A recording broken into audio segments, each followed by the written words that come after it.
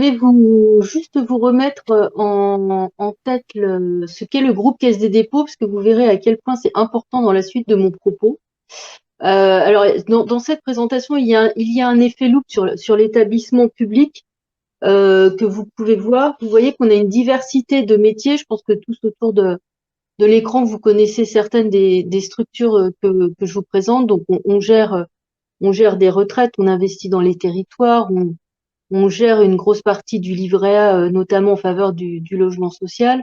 BPI France et La Poste font partie du groupe Caisse des dépôts sous un angle de partenariat, même si pour La Poste, on est l'actionnaire principal, mais vu la diversité, là encore, des métiers de la galaxie de La Poste, vous comprenez que depuis 3 ans, on bâtit une histoire commune qui se développe à grande vitesse. Et puis, on a une foultitude de filiales avec des métiers extrêmement diversifiés et très vite techniques, puisque je vous parle d'infrastructures, de ponts, de mobilité, etc.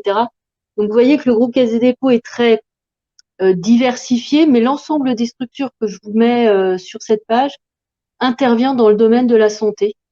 C'est un travail qu'on a fait il y a un petit peu moins de 2 ans de cartographie de qui fait quoi dans le groupe sur la santé, parce on n'était pas très visible. Et on a eu extrêmement de belles découvertes sur ce qu'on faisait. Je vous ai mis quelques chiffres.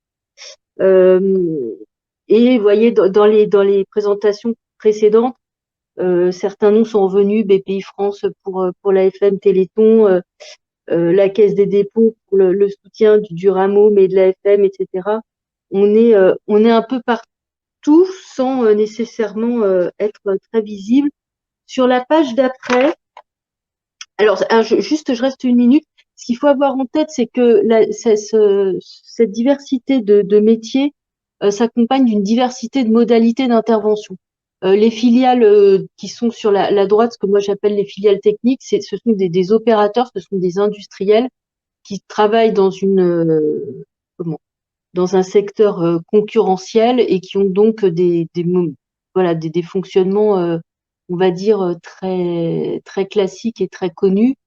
BPI France et la Banque publique d'investissement avec des interventions qui vont du soutien à la R&D, à l'investissement direct via des fonds, etc. Je ne vais pas vous faire tout BPI France, mais sachez que c'est déjà plusieurs métiers. La Poste se développe énormément sur le secteur de la santé à travers deux forces. La première force, c'est son réseau et son implantation territoriale hors norme. Et sa deuxième force, c'est sa forte compétence en gestion des données qui va de pair avec les volumes qu'elle gère. Et donc, c'est à la fois des financeurs et c'est à la fois des opérateurs. Et côté établissement public, on est clairement plus financeur et financeur, on va dire minoritaire, euh, parce que on n'a pas comme cœur de métier la santé, et pas plus que le logement. On a comme cœur de métier le financement. Je veux bien la page suivante. Yann, merci. Je suis désolée, je suis un peu contrainte. Je vous ai mis non pas la carte du groupe, mais une structuration de nos actions sur l'ensemble du secteur de la santé par le groupe. Donc vous voyez on marche sur deux jambes, ce qui est plutôt rassurant. Il y a une première jambe qui est liée à la structuration du secteur, parce que la santé, ça existe depuis que la vie existe. En revanche, les modalités de gestion de la santé, et notamment en termes d'organisation ou d'impact du numérique, c'est des choses qui bougent extrêmement vite et qui se structurent, y compris au plan réglementaire. Donc, on accompagne la structuration du secteur et puis on intervient là plutôt via nos métiers historiques dans le financement et l'accompagnement. Et j'ai beaucoup entendu tout à l'heure parler d'ingénierie et d'investissement et on va y revenir.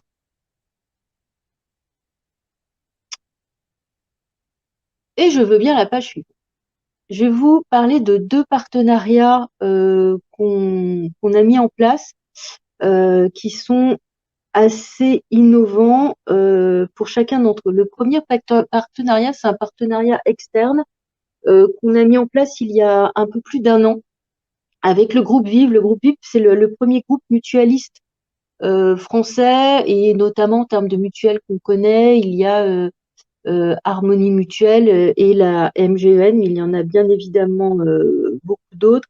Et ils ont une implantation territoriale qui est peu ou prou celle de la Caisse des dépôts en termes régional.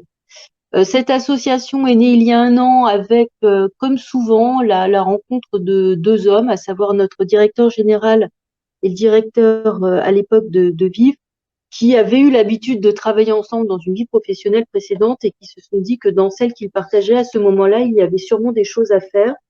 On a réfléchi et ce qu'on s'est dit en termes, alors on a bien évidemment des brins d'ADN communs puisque eux étant mutualistes et nous un groupe d'intérêt général, on se retrouve sur un certain nombre de valeurs parce que ça, je pense que pour les partenariats, c'est indispensable. Et on a trouvé notre terrain de jeu commun. Parce que vous avez compris que la commande était partie plus sur on devrait arriver à faire quelque chose.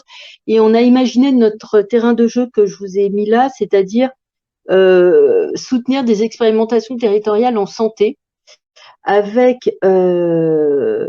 quelque chose qui est une vraie richesse, mais une richesse qui doit s'entretenir, c'est qu'on est complémentaires, c'est-à-dire que côté caisse, on est extrêmement bon en ingénierie financière, en soutien en ingénierie, en soutien à la réflexion, en restant avec des équipes de spécialistes, mais qui au jour le jour n'opèrent pas de projet, et les composantes du groupe VIF qui, eux, bien évidemment, ont une stratégie de développement, etc., mais qui au jour le jour sont des gens qui font.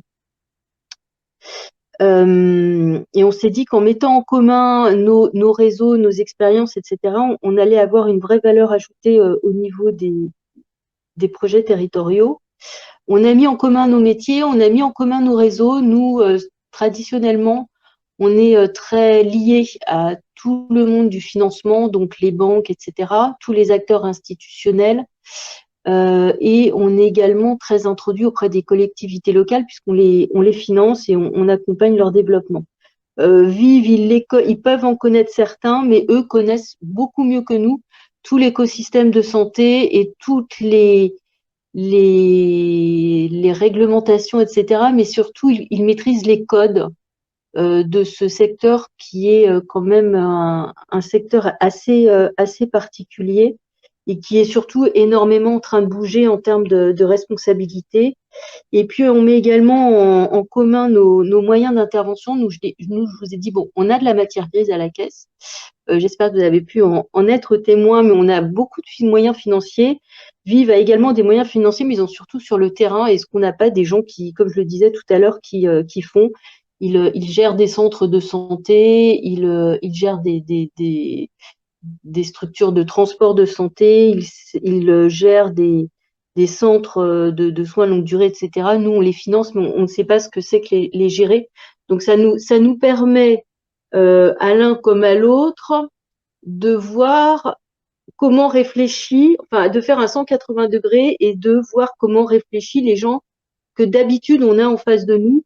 Et quand on se met du même côté de la ligne, on apporte vis-à-vis des porteurs de projets qui viennent nous voir une réponse beaucoup plus complète. Alors, on intervient en ingénierie, mais au-delà de l'intervention en ingénierie, ce qu'on pense intéressant, c'est la complémentarité qu'on offre aux porteurs de projets dans la lecture qu'on a et dans l'accompagnement qu'on a à leur côté. J'ai mis des mots-clés parce que ça me semble, la préparation de cette intervention m'a permis de me poser un petit peu sur ce que c'est qu'un partenariat externe quand c'est des gens qui ne font pas le même métier que vous. Je me suis dit qu'il fallait beaucoup d'ouverture. Quand je parle d'ouverture, il faut entendre à la fois une grande humilité sur ce qu'on ne maîtrise pas et une grande fierté de son cœur de métier, et que c'est un équilibre à entretenir dans la durée. C'est vrai, nous, on ne souhaite pas devenir juste le financeur et Vive a également des souhaits de progression. Et quand je dis de progression, on est dans une phase d'apprentissage mutuel. On n'envisage pas à court ou moyen terme à la caisse de gérer des centres de santé, ni des soins des centres de rééducation. En revanche, ça nous permet, nous, de beaucoup mieux appréhender un écosystème dans lequel on souhaite intervenir de plus en plus. Ça, c'est pour les partenariats externes. Et puis, on a, en échangeant avec Yann, identifié un autre sujet de partenariat, qui est un partenariat interne. Vous avez vu la complexité du groupe Caisse des dépôts et surtout les différents métiers qu'elle a.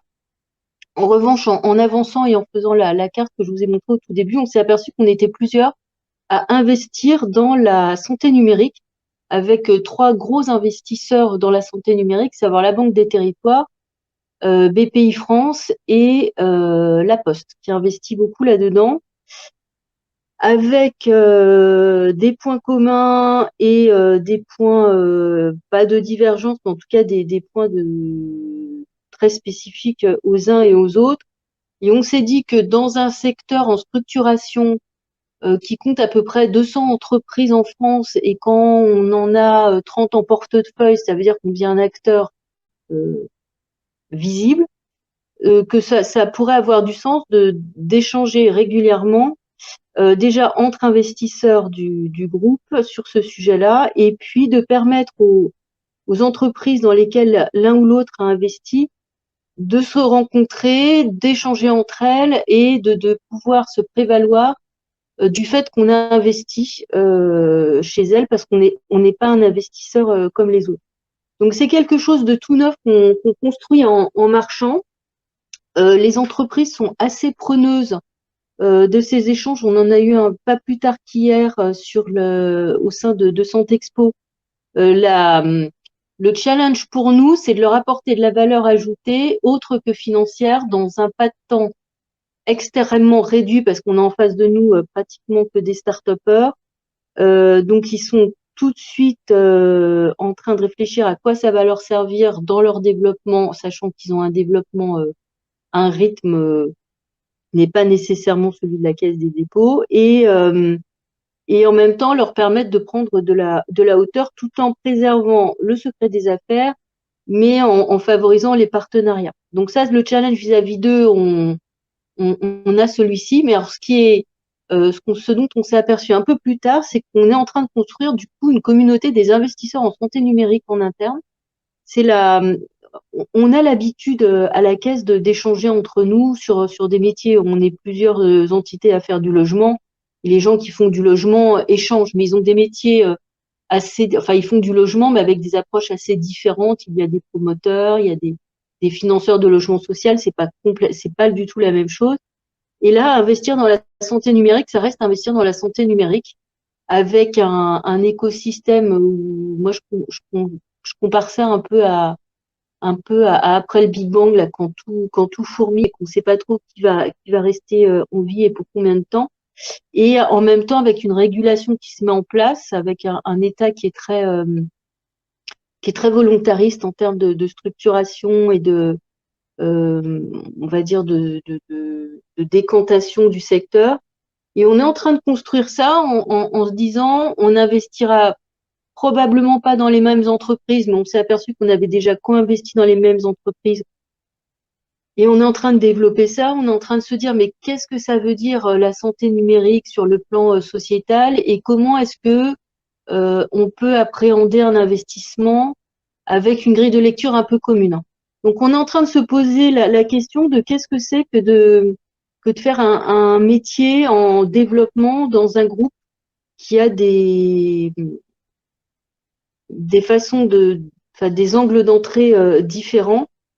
Donc, ce que j'ai mis comme mot-clé, c'est l'écoute, parce il y a pas de bonne ou de mauvaise réponse. Moi, je trouve que quand on fait de l'animation, le succès de l'animation, il y a un moment, c'est qu'on peut se mettre un petit peu en retrait parce que la mayonnaise a pris. Il faut être extrêmement agile parce que ça bouge extrêmement vite. Les startups nous attendent absolument pas pour nouer des partenariats, pour fusionner, etc. Donc, il faut qu'on soit toujours en veille sur qui c'est quoi sur une de nos participations et comment on peut les accompagner au mieux. Et on est en train de faire des partages de pratiques sur là encore un métier. Enfin, c'est le croisement d'un métier et d'un secteur qui est nouveau. On a des filières au sein du groupe sur les risques, sur la communication, etc. Mais là, on est en train de faire une filière sur un métier, on va dire, classique dans un secteur qui ne l'est pas du tout, à savoir la santé numérique.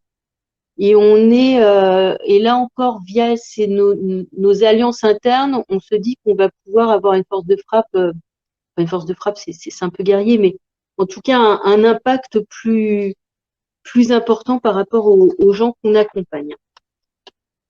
Voilà ce que je voulais dire sur les alliances et à la fois mettre en avant le fait que parfois on se rapproche de gens qui nous ressemblent et là faut partager et parfois l'idée c'est de se rassembler à partir des différences, ce qu'on fait plutôt avec Vive, en trouvant un terrain de jeu commun et toujours en alimentant à la fois le partage et la différence. Et je trouve que c'est ça aussi qui permet de faire tenir une alliance, c'est quand elle est régulièrement alimentée pour chacun des participants.